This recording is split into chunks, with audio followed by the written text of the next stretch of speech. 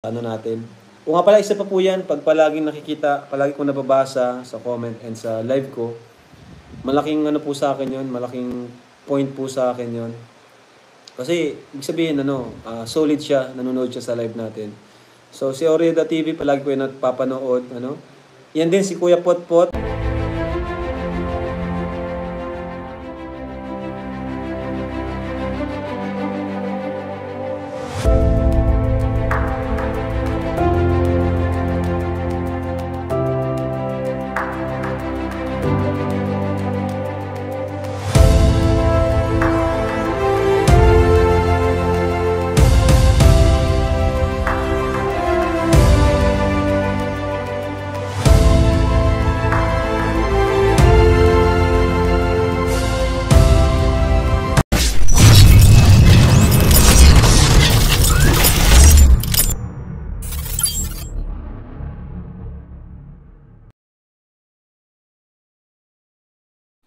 Hello guys! Welcome to my YouTube channel at meron tayong isang reaction video guys, no?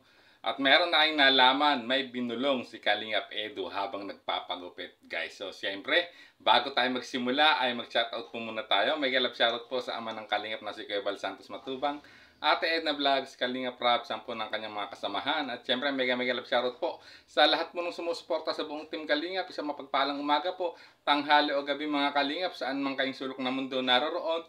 Naway lagi po kayong gabayan ng ating poong may kapal. At ayan guys, simulan na natin ang ating reaction video. Malay po ako mamaya mga 4:30. Abangan nyo guys. Pagkatapos ko dito kaya pagupit. So ayan guys, nandito siya ngayon sa shop ni JC the Barber, no? Kung saan nagpapagupit siya. At dito ay nag-announce siya, no? Si Kalingap Edu na magla-live siya, no?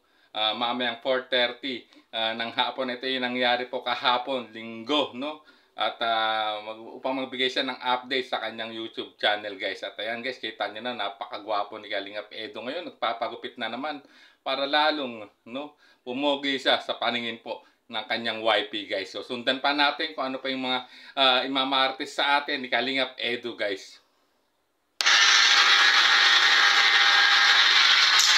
Para di tayo makabutang upload.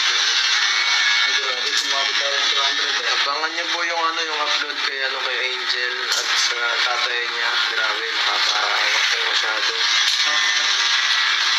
Nakakaawa yung nangyari sa sa magtatay na yan. Binisita po namin yun ni Beyonce kanina. Ipinablog ni Kalingap Rob. May vlog kayo mamaya. Siguro next week ay pa-upload yun ni Kalingap Rob. Kay Boys on Mission po kami ni Beyonce.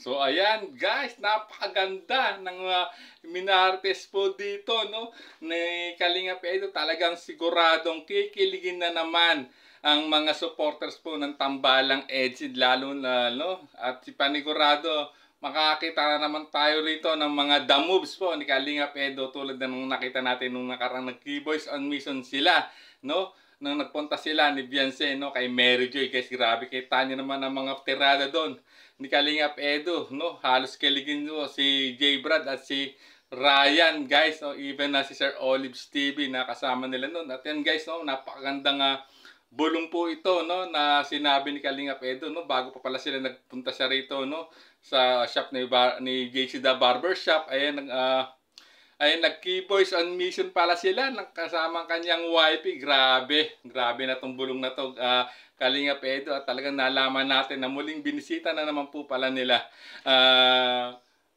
Kalingap Edu at Beyonce, itong si Angel at ang kanyang tatay. Panigurado, ito yung pagbisita po nila siguro sa ospital. At ipinablog na naman po uli, no, ni Kalingap Rob, no, sa second channel niya, no. At na ito ay mga K-Boys on Mission ng EDC na naman guys, no. Talagang panigurado ay aabangan naman po ito uli ng mga taga-suporta po ng Solid Kalingap at syempre Solid EDC guys, no. Talagang marami na naman silang aabangang kilig dito, no, sa K-Boys on Mission ng EDC. At ayan guys, legit na yan na sinabi, no, ni Kalingap Edu, no, na nagpunta sila or nag-K-Boys on Mission sila kasama niya ang kanyang YP, guys. So, sundan pa natin kung ano pa ibang sasabihin dito ni Kalingap Edu, guys. Napakagandang balita nito, no? Napakagandang bulong po nito, guys. So, sundan po natin. Yan po yan ang Marites. So, kaya kay Jancy. Umuwi na siya ngayon. Pag-upo natin sa si YP. Huwag tatawagin na.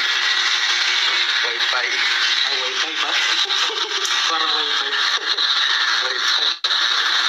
Ayan guys, at umuwi na, no, si Beyonce at tatawagan daw niya ang kanyang YP, guys. Grabe.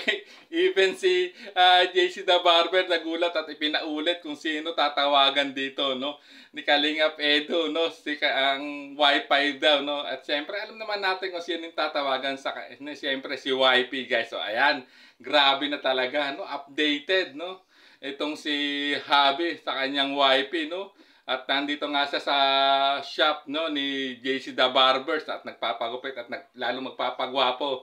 Siyempre, hindi lang po, no, siyempre para sa susunod na K-Boys on Mission na naman nila kung sakasakaling